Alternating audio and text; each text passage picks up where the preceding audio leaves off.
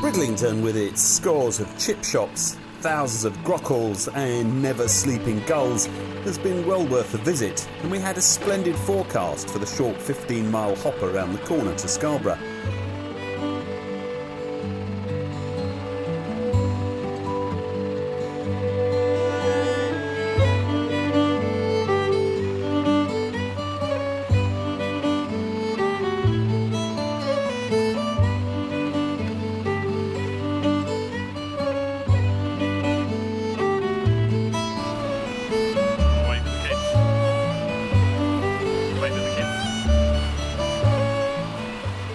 The boat trips were busy shuffling in and out of the harbour,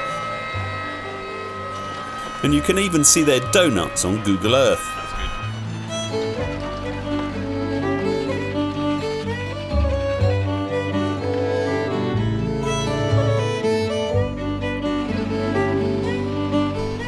Between Bridlington and Scarborough, there's something I've been looking forward to for many years.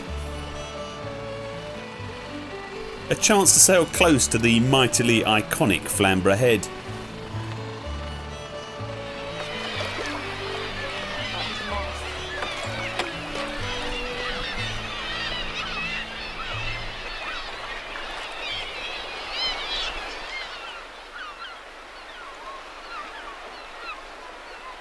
I'm not telling you I like it.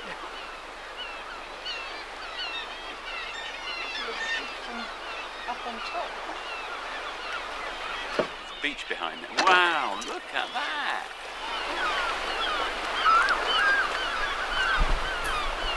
The Head is a spectacular 5-mile length of 70-million-year-old chalk that the sea has diligently sculpted into intensely crinkled cliffs with many blowholes, caves, arches and stacks. And some of the caves are 50 metres deep. The whole area is a paddler's wet dream.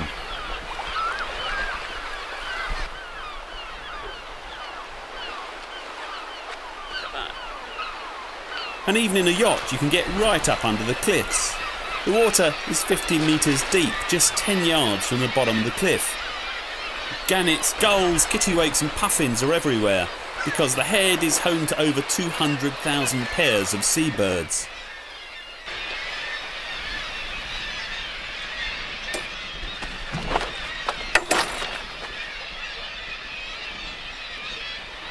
I've spent many hours with my binocs viewing the cliffs from above, but never down here at sea level. Astonishing. You know, people used to come to Flamborough Head to shoot birds, but that was banned in 1868. The first bit of bird protection legislation ever drafted in the UK.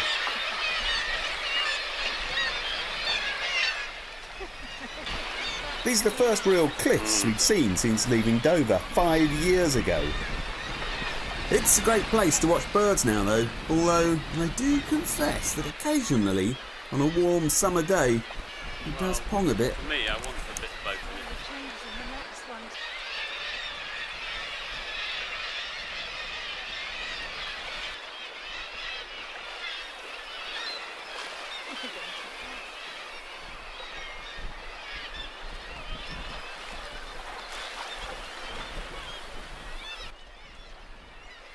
Here's the thing, 180 years ago the American sea captain and hero John Paul Jones, you can see you Yanks swelling with pride, with 3 other vessels, 2 from France, was patrolling the North Sea looking for easy targets.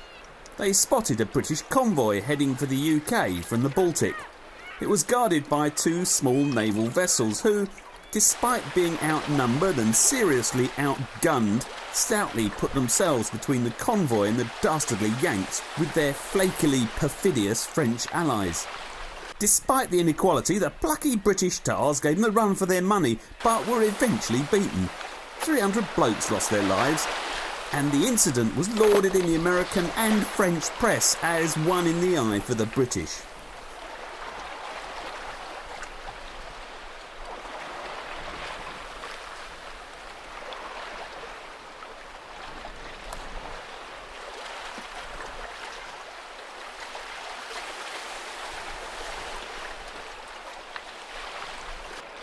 This headland at Filey is absolutely foul with lobster pots. Probably 60, 70 markers.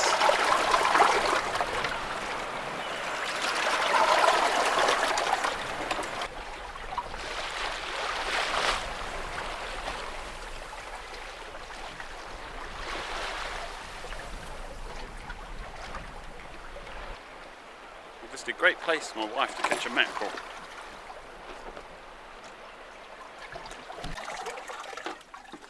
Put it up here.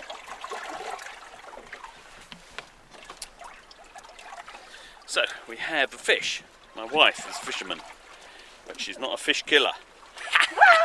No, I'm not going to sleep. It's big and it's very jumpy. We'll put it in the green bucket. Ropes all over the place. It's really jumpy.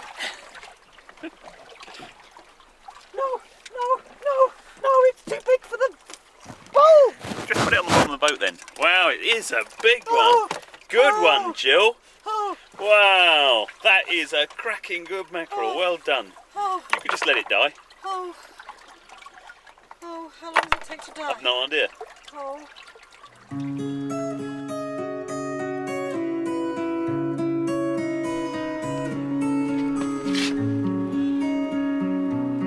Scarborough. The pilot. A visit to Scarborough restores one's faith in the great British seaside resort. It's a superior example of the genre, but above all, the style is given by the superb location, the castle standing on its rock between two fine sweeping bays. There you go, Scarborough Castle. The only blot on the landscape is that Jimmy Savile has been buried here. Bummer.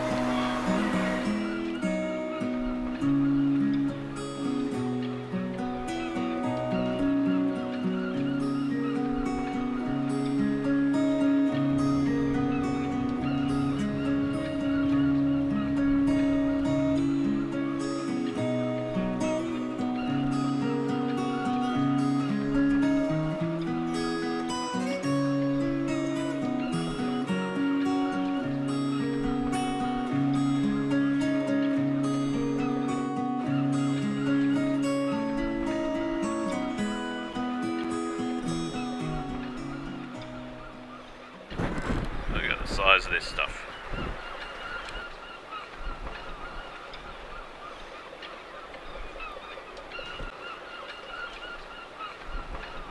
Crackers.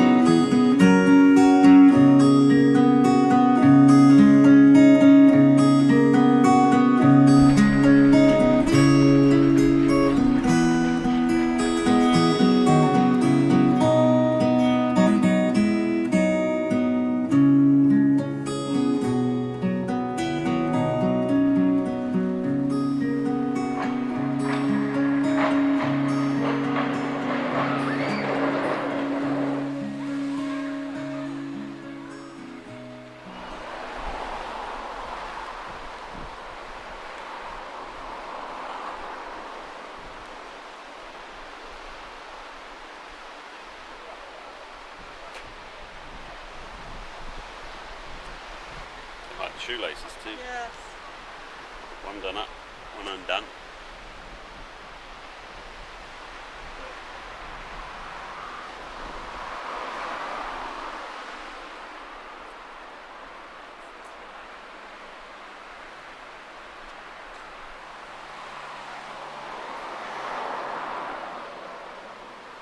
Even got the veins on his hands.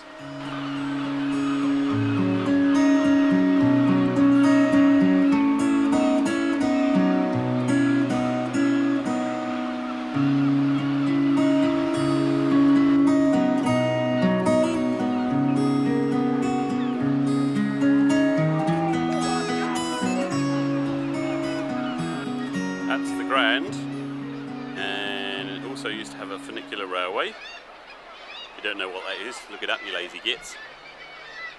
And this lovely bridge here.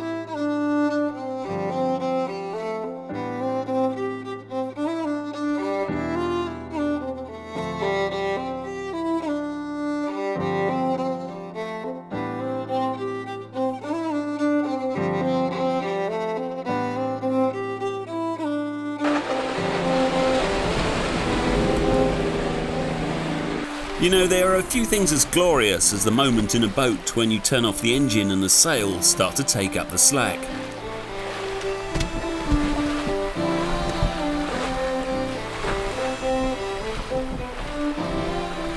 The weatherman had predicted a 4 or 5 westerly, so there was plenty of wind, and as it was still offshore, the water was flat. KTL slipped into the groove and we worked our way northwards.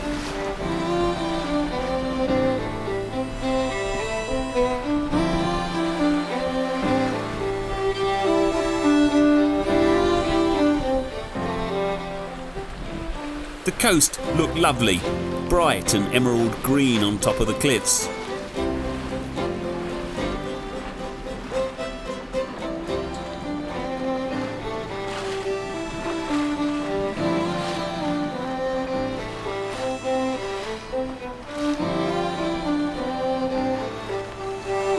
I confess we sailed right past Robin Hood's Bay. Just saw it in the distance as KTL romped on. I had hoped to call in, but the weatherman said no, so here is a frozen frame of the place. It is very nice, it really is. Next time maybe, though.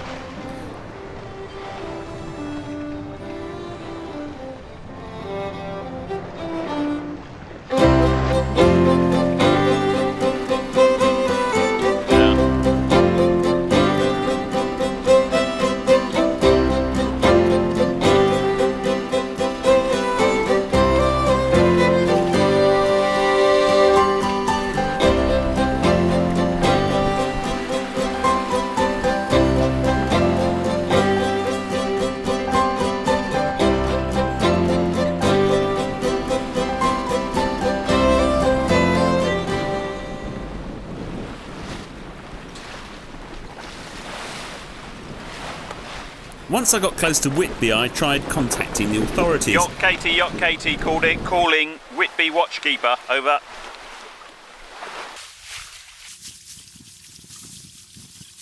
Yacht Katie, calling Whitby Watchkeeper, over. But they weren't listening, which is far from unusual and suits me fine. Yacht Katie, calling Whitby Watchkeeper, over.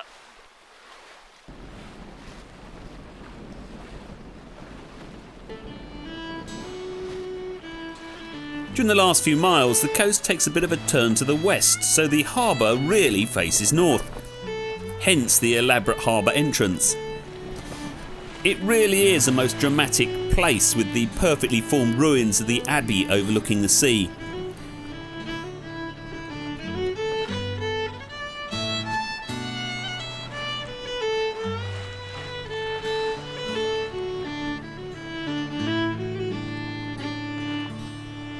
Gently sloping sand beaches inside the harbour mouth play an important role in taking the energy of the waves before they get into the inner harbour.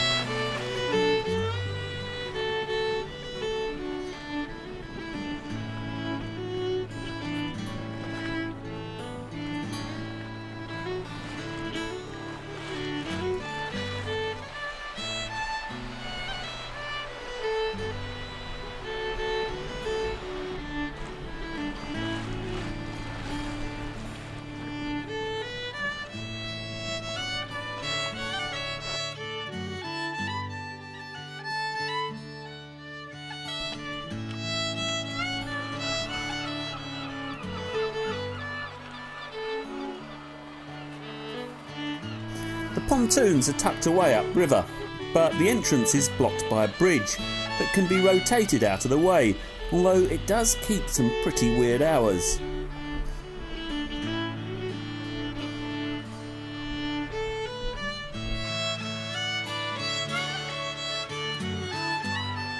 You know, I've never been to a town that is quite so obsessed with its own history, both real and imagined.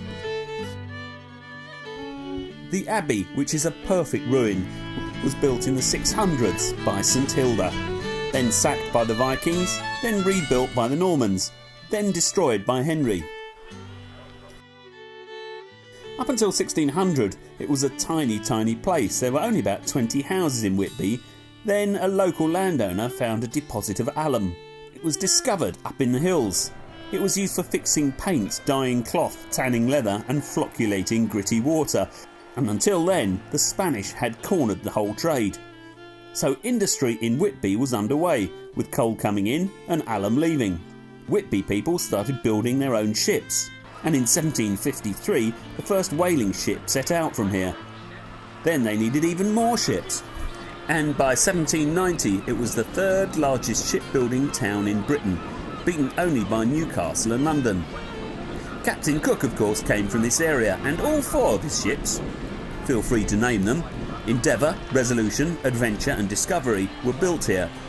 The town has been milking the Cook connection ever since, and the trip boat is a replica of the Endeavour, a repurposed Whitby collier. References to him are all over the place.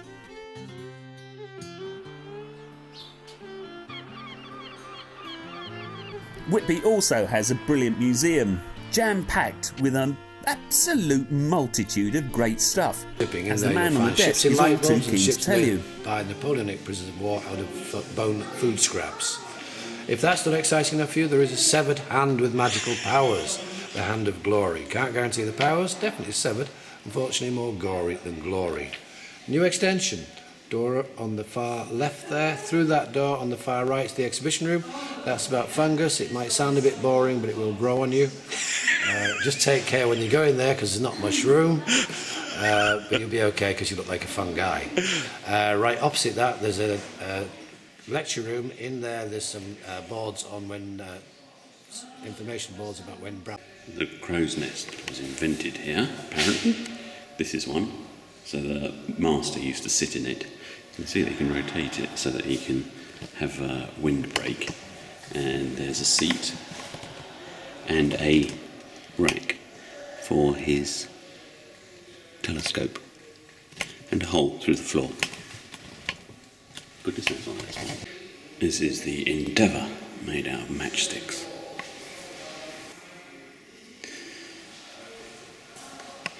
Two years, 22,364 matchsticks.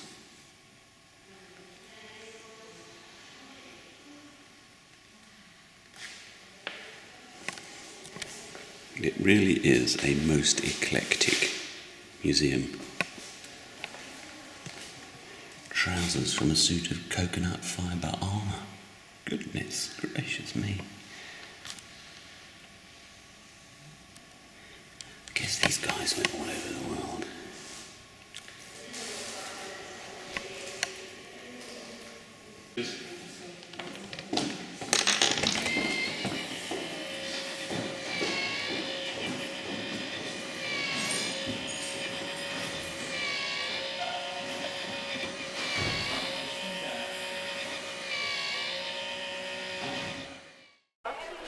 But the desire to look back at the past in Whitby extends even to a past that never existed.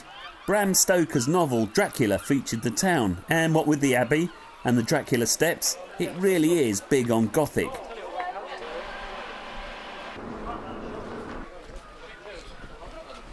Whitby is also keen on jet. It's a shiny black mineral, ideal for making Gothic-themed jewellery.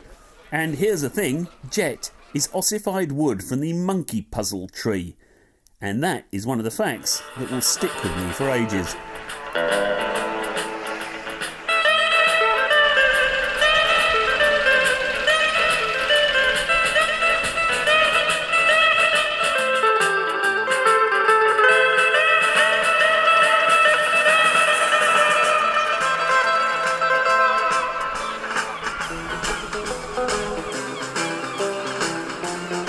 Beach you can ride a bike on.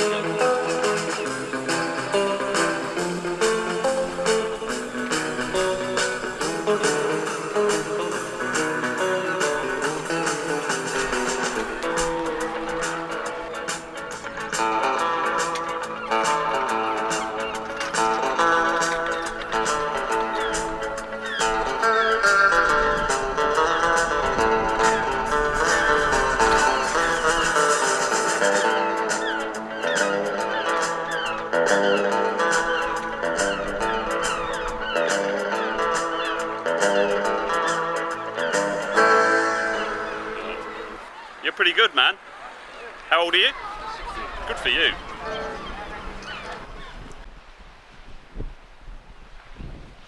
However, one thing that really is worth doing is to prowl the streets at night once all the grockles have gone to bed. Parts of Whitby look pretty much the way they did a couple of 100 years ago.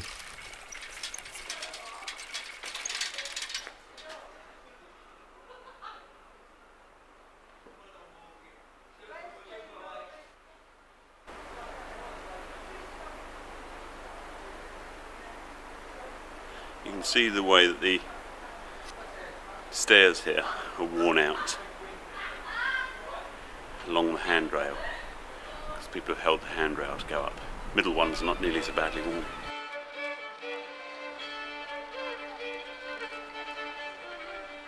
All the diamond is a ship, the lads to the Greenland like she's found. All the girls in Peter Hudson a week all around. Captain Johnson gives the orders to sail the ocean wide. To the sun it never sets me lads, nor the dust in the skies. So but cheer up lads, let your hearts never fail. The bonny ship that I'm in go, the fishing for a whale. And to cheer up lads, let your hearts never fail. The bonny ship that I'm in go, the fishing for a whale.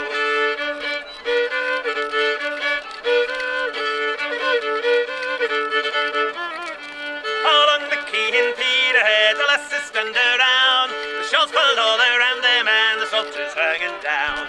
Don't you weep, my lassie, though you be left behind. Well, Jill has left me, not forever, just to go home and look after my daughter, the dog, the garden, and her mother's kitchen. I think she's going to come back in 2 weeks' time, so just you and me for 2 weeks. Going to leave here today and go to Staithes, which is only about 5 miles up the coast. Little drying harbour. Won't have to pay. Stay there for the night. Got the bike with me, so intend to spend a fair amount of time ashore. That's the game. Peterhead, the lasses stand around. The shawls pulled all around them and the salt is hanging down. Don't you weep, my lassie, though you be left behind. Our roads should grow on Greenland shore before we change our mind. So but cheer up, lads, let your hearts never fail. The bonny ship that I'm in goes a fishing for a whale. And to cheer up, lads, let your hearts never fail. The bonny ship that I'm in goes a fishing for a whale.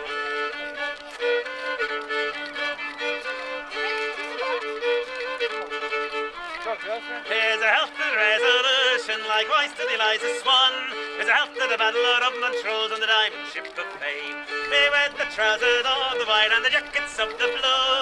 And we return to Peterhead, we'll have sweethearts anew. So let's cheer up, lads, let your hearts never fail. The bonny ship that I'm in goes a fishing for a whale. And let's cheer up, lads, let your hearts never fail.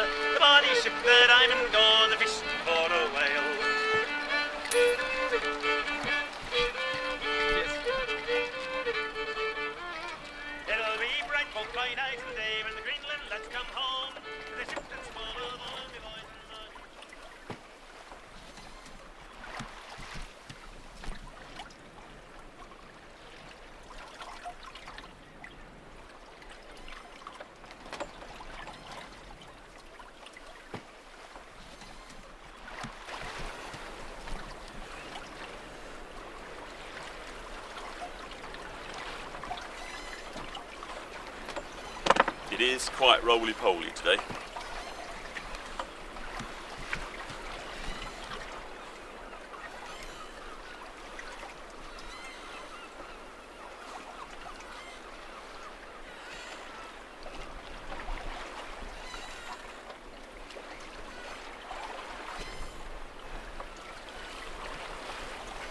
Brunswick Bay, my plan is to come in here tomorrow, is to come out again and mess about with this coast. Because tomorrow I will have to leave Staithes at disgustingly early in the morning, and so that will give me all day to mess about along this coast. I might come back this way a little bit.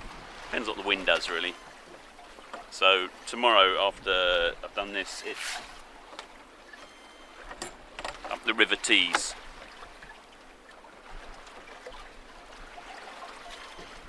Meantime, it's back on with the engine, sadly. Well,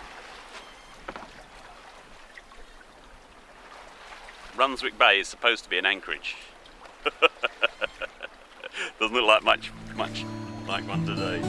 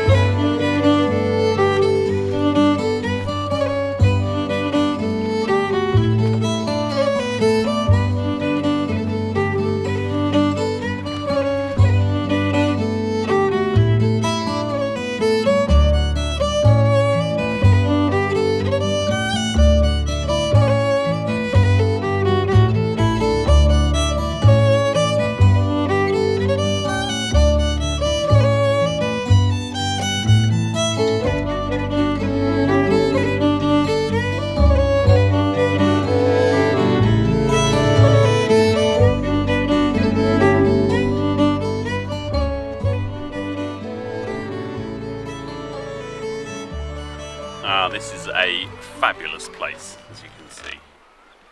However, there's a bit of a swell coming in here, so it's going to be quite a while before the boat settles down, and in the morning I assume it's going to wake me up at about 4 o'clock as the tide comes in. I could have done with going aground further up the beach, but since I didn't know the lay of the land, and there are quite a few rocks, Sean, who runs a holiday company and owns that red boat over there, said that I could moor up beside him, but his boat might roll onto mine, which wouldn't be good, or I could moor up here. And he assures me that when I go down it'll be flat. However, it's quite deep, so still haven't touched bottom yet. Fortunately I have loads and loads of fenders, but it is rocking around a fair bit.